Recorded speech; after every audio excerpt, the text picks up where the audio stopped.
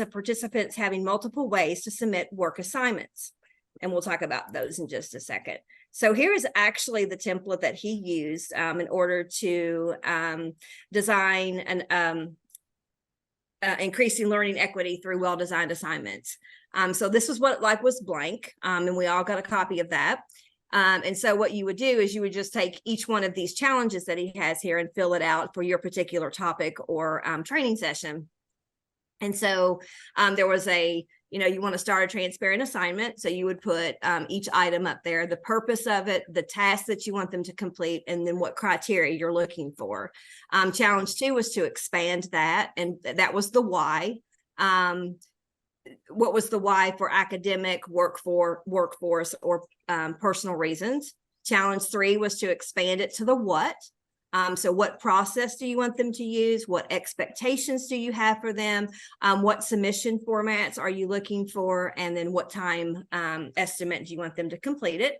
And then the last challenge was explain the template, and this was how. The criteria, the resources. Oh, I'm so sorry. My little thing is in the way here. Let me move that. Okay. The criteria, the resources, and the people if they needed to use anything. And so he was nice enough to, as you can see on this page, what that would look like. So if you're filling this out, I'm just going to kind of let you read. I'm not going to go over all of it, but the purpose, why you're completing this assignment, instructions, what this assignment requires you to do, when, with the due date and the time estimates for the assignment, and the support, how to approach and get help for this assignment. And so during this discussion that he had, he actually talked about the importance of allowing your participants or your students to submit their assignments in different ways. For instance, maybe one of your participants doesn't have a computer and they're not able to submit it online. Well, what would be some other ways? One of the ways that he talked about was he would allow them to submit their assignment through voice. He has a Google Voice, and so he would allow them to talk their way through the assignment, and then he would take all the criteria, and as long as the criteria was there, they would still get the grade on it. Another way that he allowed them to use was using Flip, and that is being able to make a video for submission. So if that's easier, maybe you don't have somebody that's a good typer or a good writer, but they can really speak in a video. And so we will come back to talking about Flip at the end of our session today, but I did want to talk about that just for a minute. Does anybody have any questions or comments? Has anybody ever had somebody submit something a little bit different than just turning something in online for an online course? Very small, quiet bunch today. That means we get to talk a lot, Miss Glenna. I'm ready. Well, I can talk to a wall, so I'm good. So our second presenter this year was Kara North, and she actually did 2 sessions for us. And the first one that she did was called The Case of the Disengaged Learner. And this session was all about how we can keep our learners engaged. And there was also a twist to hers as we went through a number of clues to find out why the learner was disengaged, and she had pictures and things like that. So it was kind of neat, kind of a little scavenger hunt. And then it gave us a reason for the learner to be disengaged. But the session also included an understanding of the 3 types of learner engagement. So we're going to talk about those for just a second. So the 3 types are behavioral, cognitive, and emotional engagement. And behavior, of course, is, incorporates thinking processes as well as behavior. The level of challenge or active learning. And this happens through nodding, eye contact, letting them type in chat, and people being challenged. So cognitive engagement refers to the effort to complete tasks with purposiveness and strategy, making a cognitive investment in learning. And this happens through the application of the content. How are you going to apply this that you want them to know? And lastly is emotional engagement. And this is the affective response, which is happiness, anxiety, interest to learning activities and to people involved in those activities. So this happens through how does the content make people feel? So questions about those 3? Okay.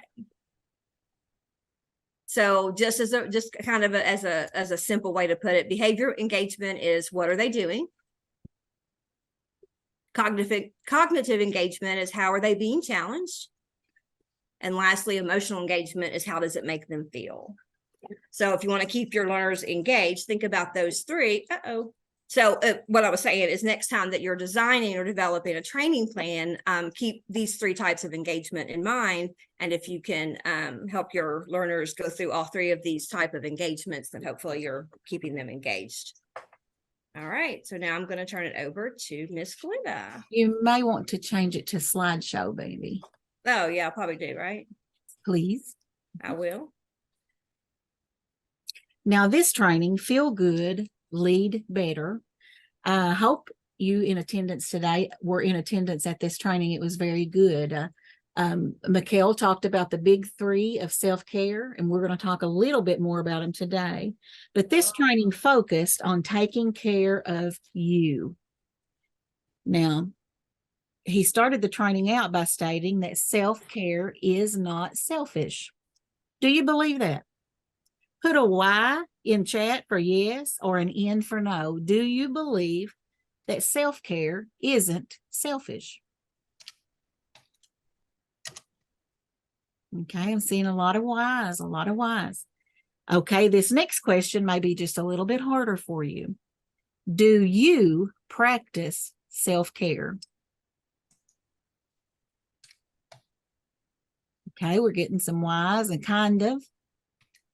Okay, a yes and a no, and sometimes and sort of. So we believe it isn't selfish, yet we're not practicing it, or not regularly anyway. I think sometimes we feel like it is selfish, or that we have too much to do, somebody else needs are more important than ours. But to care for others, to do our jobs at our best, to be a good trainer, we need to feel good too. We should use self-care as a daily practice, a habit, not an emergency procedure. So the first foundational element of self-care, it's foundational elements of self-care is the first one. These are cumulative. It's not going to happen overnight. It's intentional. You have to make yourself do it. And after you do it for a while, it becomes habitual. You miss it. You look forward to it. It's not a quick fix. It is healing, and you see the effects over time. The examples, eating healthier food, working out at least 3 times a week, daily journaling, a daily 5 minutes of silence, saying no more often, drinking more water.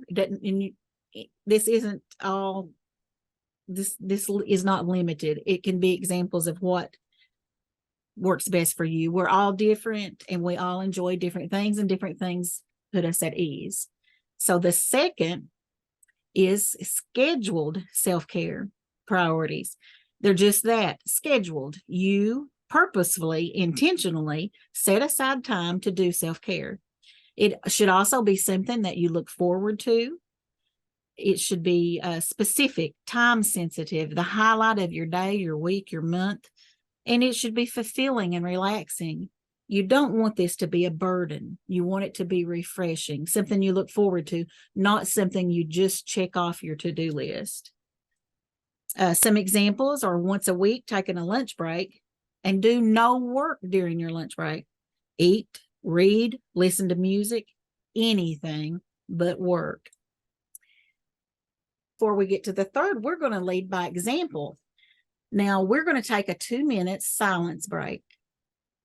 And what we're going to do during that 2 minutes is there's going to be no phone, no conversation, 2 minutes of silence.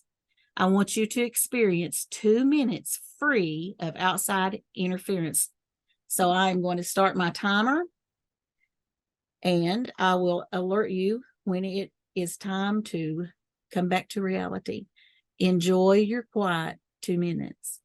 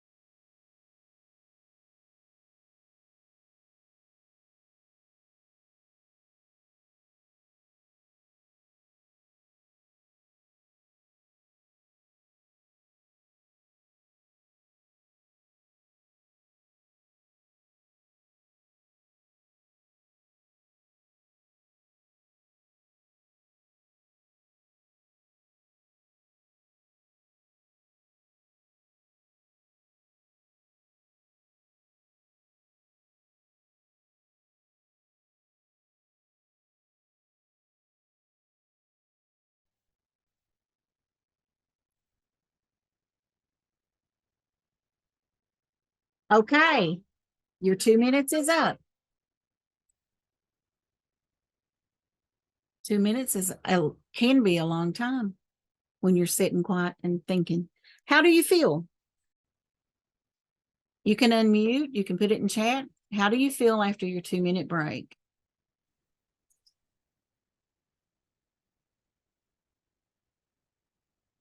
Nobody? Come on, guys. Okay, Sharon feels relaxed. I thought it was nice at first, and then my mind started going to all these emails I needed to send. So I think after about, I don't know, after a little over a minute, I was like, oh, I need to send this email and that email. My mind just went to like work stuff. I couldn't make it just be blank. Well, I couldn't say away from your computer, or you might not have come back. Okay. I thought about it, but now during the training, we took a 5 minutes. If you all remember, today we just did 2 for the sake of time and keeping your attention. But so think about adding a scheduled silence break every day. I suggest anything you do at least 5 minutes, but that's up to you. And sometimes if 2 minutes is all that you can fit in, that's all you can fit in. Kathy said it felt longer than 2 minutes, and she started making a mental list of what she needed to do next. And Tanya said she couldn't relax at first, but then she was able to zone out. So see, we could have given Tanya a little bit more time. Okay, Lizette said she felt at ease, and Pam couldn't do it. So I agree. I mean, we're all different, and what works for one doesn't necessarily work for the other. But the final element of self-care is as needed self-care. Okay, this is something that you do when something blindsides you. I don't know if you've ever had something happen. I don't know if you have had things happen like that you have to react quickly. But sometimes we're caught off guard and we need to regroup before we can actually react to whatever has happened. And we need something in the back of our mind we can reach for fast. And these things are pre-planned, something you already know about, you already know that will calm you, that you need to do. And it's something that we can have many opportunities to practice, unfortunately. It will depend on the situation, of course, and this is not a one-size-fits-all. Like with most things, it is quick, it is de-escalating, and it should soothe you. Now, some of the examples: walk, breathe. That's a good one. Always do that one. And listen to your favorite song or your favorite album, depending on how dire the circumstances are. Or pull your coloring book out and color. We all need to have something that we can use at any given time because things happen and life is hard. What do you all do for self-care? Put it in chat or unmute and share. What do you do when you're blindsided? Take a drive, Tanya says. Walk, listen to music, talk to a coworker, pray, and listen to Christian music. So walk in nature. Very good. So we like to walk, and prayer, worship, music, meditation, doodle and draw. Right. And they're all things, different situations call for different things. I'm glad, though, that you all had a go-to as needed self-care. So that's good. You already have something that works. Okay. Our next thing is with Miss Bambi. Yes. So one of our other presenters was Dr. Bill Brantley, and he did 5 simple tips for interactive and engaging online training. So we had several presenters who talked about online training, but that's been something that our trainers have said that they would enjoy having some topics on or presentations on. So Dr. Bill Brantley discussed 5 simple tips, and these were what was called the Sakari system, podcast storytelling methods, the 4 C's map, and the pyramid of planned outcome. Well, today I'm only going to touch on a couple of them. One of them was a Sakari method. And what that is, when you're designing or developing your training, you're looking at the context, which is setting the stage. You're looking at challenge, which is the problem. the action, which is how are you going to solve the problem, the result, which is what happened, and then the impact and what is the impact going to be. So for those of you that were there, you know that he actually gave us a scenario, and I'm going to read that. And he said, so there is a new early childhood education requirement on limiting screen time for preschoolers. Some health professionals are concerned that too much time viewing games and videos on small screens can affect children's visual development. Your solution is to suggest a minimum screen size and apps that automatically shut off the screen after a specific time. And then we were to build a Sakari story to promote your solution. So the bottom that you're looking at shows what he came up with as a group, or I guess us together. The context was preschoolers spend much time watching games and movies on tablets and smartphones. So then the challenge was the screens can be too small and affect the children's visual development. The action is, how are we going to solve this? Recommend minimum screen size and resolution while limiting time with tablets and smartphones. The result was going to be children's visual development will be healthier, and the impact would be that it lessens the need for corrective lenses and improves children's social skills. So this is something when you are developing your training plan that you can use to make sure that you're covering everything that you want to in your training. The second thing that he used that I thought was pretty neat was the 4 C's map. And same thing when you're developing, you're looking at connections first, and the connections that you're looking at is the connection between each participant with each other, the participants and the facilitator, so you and your participants, and the participants and the content to make sure that they are connecting with what you want them to know. And then second, you're looking at your content. That's the second C. And you're giving them the background information, instructions, any theories, and then practical techniques. So for concrete experiences, which is the third C, you're letting them practice the content. So you're looking at that Sakari and kind of taking it down through there. And what are you going to do so that they get to practice? And then the conclusions would be, what did we learn? How will we use it? Is there anything we didn't cover? Develop some action plans of how you're going to use, or your participants are going to use this once they go back to the workplace. And then what are you going to do with your new knowledge? So we kind of went through those with Dr. Brantley. Does anybody have any questions about any of those or any comments? You guys sure are quiet. Okay. All right. So he also gave us a few more tips for interactive and engaging online trainings. And these included that structure and interaction are key to have in your training plan. And roughly 1/3 should be content and 2/3 should be exercises when you're doing an online training. And every 5 minutes, try to have an interaction to keep everybody focused on what they're doing. Breaks are vital, so please don't skip those. The content, it should be content, concrete experience, and repeat, or those exercises, I think as we call them in PACEs. And then we should do check-ins to see if the audience is finding value. And something that he did that we thought was really neat was that every so often he would ask a question, is this what you're looking for? Are you following the content? And he would ask for a yes or a no. And it was neat because everybody was, constantly typing and interacting with the content. And Miss Glenna just used that on you in the last presenter that she presented on. So I thought that was kind of cool. So any questions or comments? Okay, I think it's back to Miss Glenna. You all have been too quiet. Now you can't be quiet right now. We're going to talk about the ABC 1, 2, 3 using audio and visuals for memory. Now, if you attended that training, you can't be quiet. You all are going to have to do some participation. So get ready. How many of you all have heard a song that you cannot get out of your head? Frequently, yes. Yes. What song, Candace? Usually it's a children's song that'll get into my head. Yes. Like it'll be like a little kid's song that I was singing with my grandson, just whatever it is. Like right now, I don't want to put one there, but I'll be singing with him and then like a song will just get in my head and it'll just stay there, whatever it is. Right. And my mind always goes back to baby shark do do do do do do, baby shark do do do do do do. So there's you that tidbit to keep in your mind for the rest of today. Yep, you just Now, did it. Christine commented earworms. You're going to have to elaborate.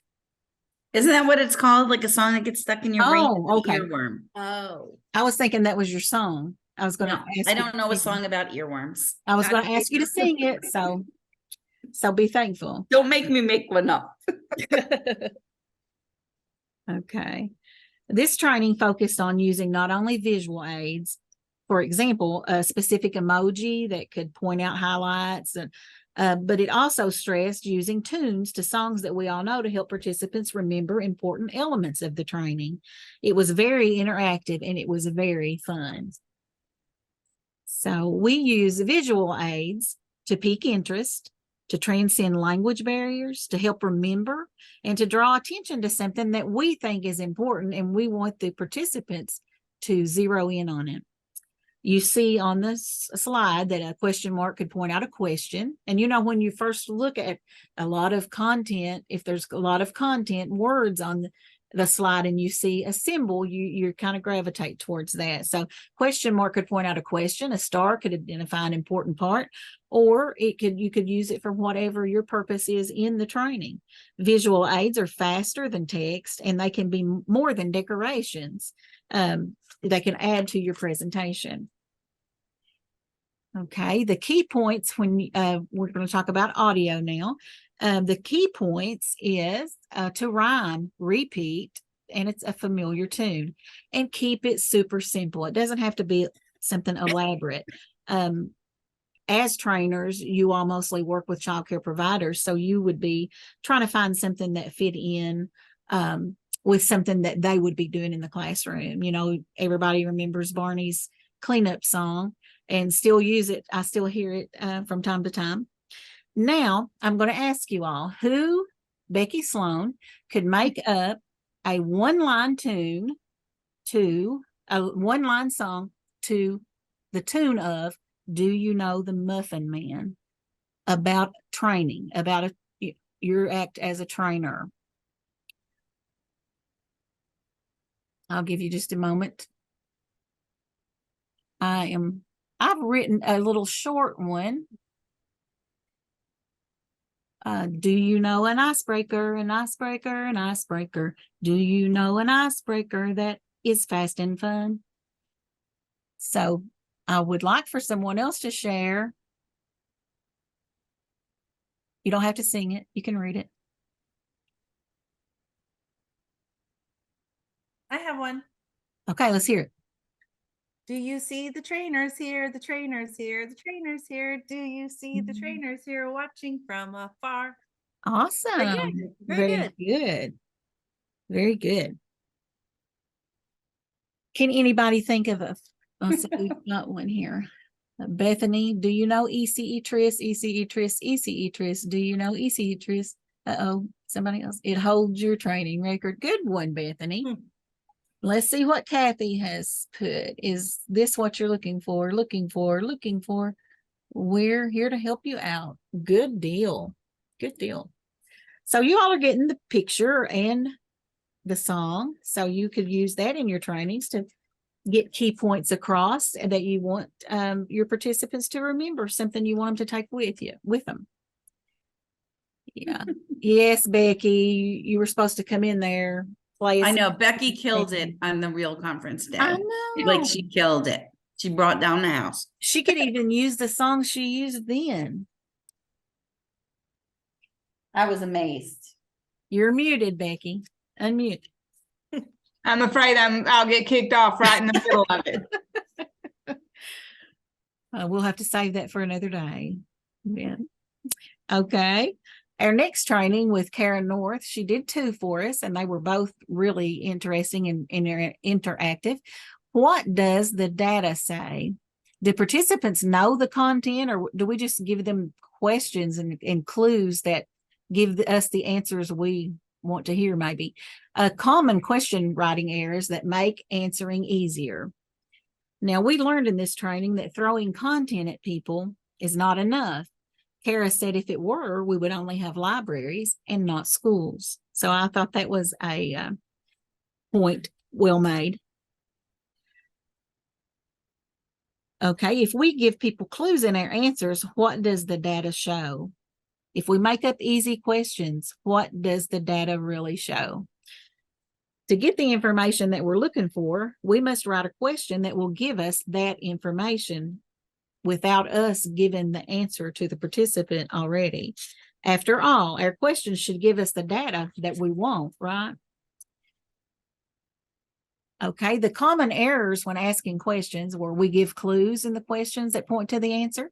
We use "and" before an answer that begins with a vowel. The correct answer is the only answer that makes sense.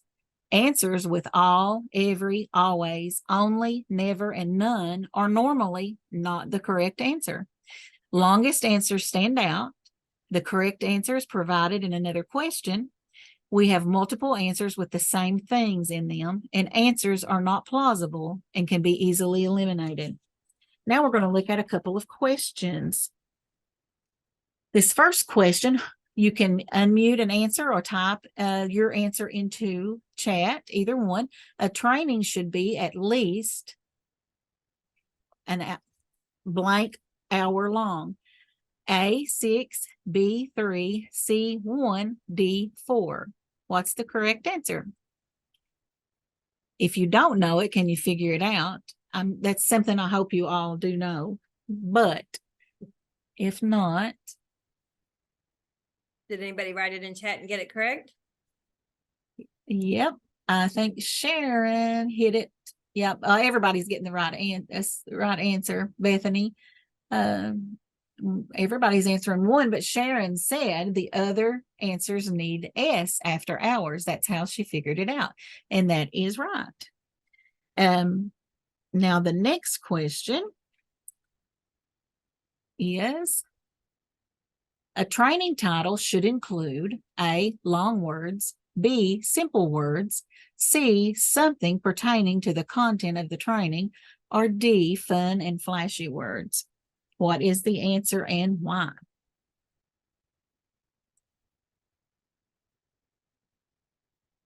Okay. Bethany says C, the longest answer. Right.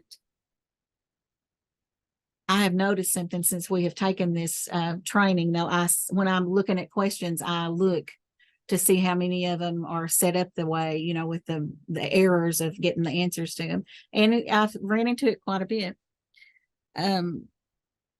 Okay, the answer is C. And yes, it is the longest answer.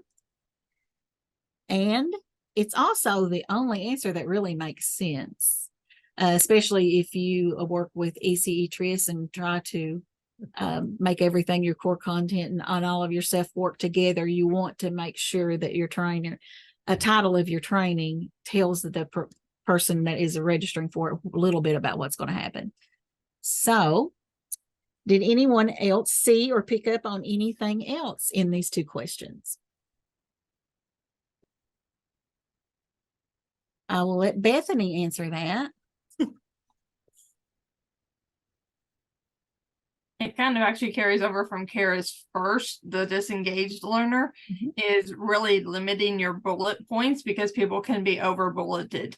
So we kind of mentioned that. We noticed that when we were reviewing that the question has a bullet point in front of it. So again, going in and making sure some of those edits are in there, but we purposely went ahead and left it in for discussion today. Yes. Thank you, Bethany. She was our editor this afternoon. Yes, and a very good one. Yes. Yes. Some of them, even I had to go back and change because after she pointed them out, I knew that they were going to bother me when I saw them. So, okay. So the last trainer that we had was Amy Posey, and she did Thriving Through Change. So she talked about how to thrive through change and the way that it makes you feel. She also gave us some resources on how to thrive. And then she also used what was called the KWL chart, which is what I know, what I want to know, and what I learned. And so there's a copy of that in here. So she talked about how does our brain react during change. She talked about how it goes into default, which is our creative thinking, our innovation, our daydreaming, and maybe even negative talking to yourself. And then it goes into the reward phase, which is motivation, enjoyment, pleasure, displeasure. I don't know why that says once every 7 days, but anyway, that was in my notes. Okay, so and to always keep yourself motivated to be able to thrive. And then there's an affect, which is emotions, feelings, gut, intuition, and making decisions. And then there's also control, which is focusing, prioritizing, aligning behavior with goals. That was so here is her KWL chart. So she asked us to write down what we knew, what we wanted to know, and what we learned from her session about change and what we wanted to do to help ourselves thrive through it. And then she also told us healthy ways to deal with feelings in order to be able to bounce back from change. One of these was emotional regulation, keeping in mind that all change is not bad. So she told us to pause, label, and then reframe with positive words once we figure out what the change is and what type of change that it is. Some of her tips to thrive was to get outside, to eat well, have some mindfulness or meditation, and to be able to get some sleep or enough sleep. So my question to you would be, how does when change happens, how does it make you feel?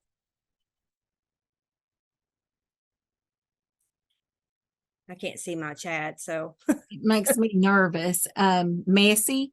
Candace said it makes her feel messy. Okay. Yep. So is that all change or just when you know it's bad? How do you determine when your feelings change about change? Okay, and the answer that came in at the same time you were asking the question depends on the change.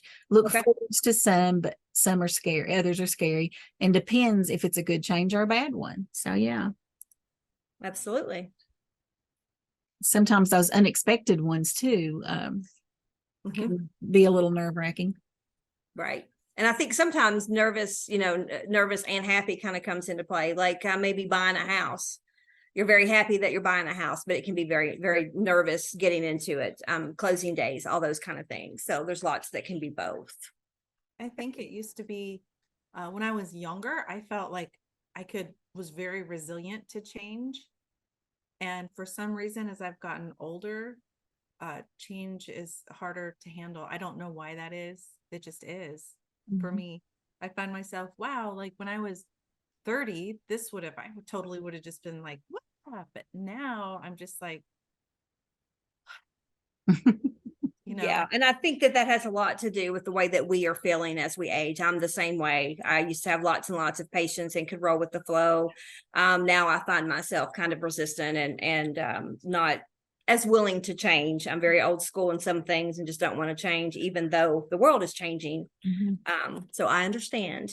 We also had in chat that sometimes when others dictate the change, they aren't as pleasant. But when we're involved in the process or change, that it's easier to handle.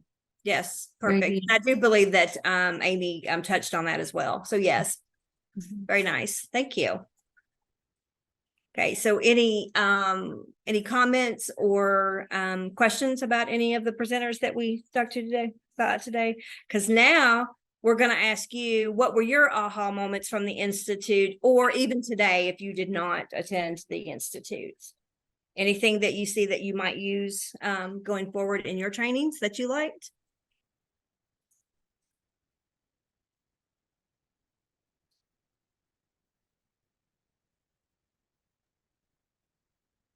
I'll go first. I really liked the Dr. Bill, I can't think of his last name now, but I really liked the different ideas of delivery model. And one of them that he gave was set up your training like a podcast, like your new wave, and you've got things going and you're really interested and energized, and but you can change the pace of it throughout. So I thought that was really good. And I feel like that's something that is not just for online trainings, but also for in-person. Yeah. Thank you, Kathy, for sharing. Anybody else? In chat, Tanya said the self-care, she would like to practice that. Candace said she liked the 3 ways of self-care, and Christine liked the multiple modes of assignment submission. Bethany has been working on keeping her goal from Mikkel decluttering her desk at the start of the week. And Christine liked Flip kept coming up, which was fun to tinker with. Mm-hmm. And 3 ways of self-care, Lizette liked. Great, thank you. Okay, anybody else? Because now we're going to tell you about a few things that are coming up. Maybe.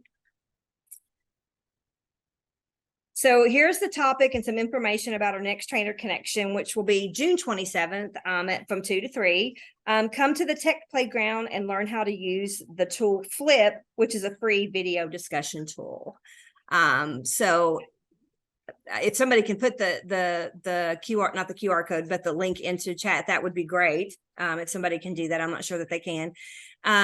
But it is, you can go ahead and register for that if you're interested in that. So that's going to be Sharon and Julie, I believe. Sharon, did you want to say anything else about that? No, just that we're all going to practice together. So our hope is that it's really a hands-on session, and so that you will leave knowing how to use Flip, which is, as we've talked about, it's a free video discussion tool, and there's lots of different ways you can use it. Okay, thank you. And I will get that link into the chat as well. Okay, thank you. Okay, and as always, I do hope that somebody hit the record button for this one. Okay, all of these Trainer Connections are recorded and will be on our Trainer Connection online community, which is on our HDI website. Okay, and lastly, this is the biggie. Can everybody see that? So this is a new course that is open now for pre-registration. And it has also been sent via email to all credential trainers. This course is FET 380 and is how to build your first online course. This is for any credential trainer who is interested in developing and designing an online course. And at the completion, you will actually have a completed course that you can use. Any questions that you have, you can reach out to your regional training coach. And there are 2 parts to this. One is online, and you do it with some pre-work and an assignment. And then the second part, FET 380B, is actually face-to-face. And there's going to be 3 of those, one in Louisville, one in Lexington, and one in Erlanger, Kentucky. So right now you're just pre-registering if you're interested in doing that. And then it does say that a link will to begin the course will be sent out once the course officially opens in late June. Okay, and we thank you for joining us today to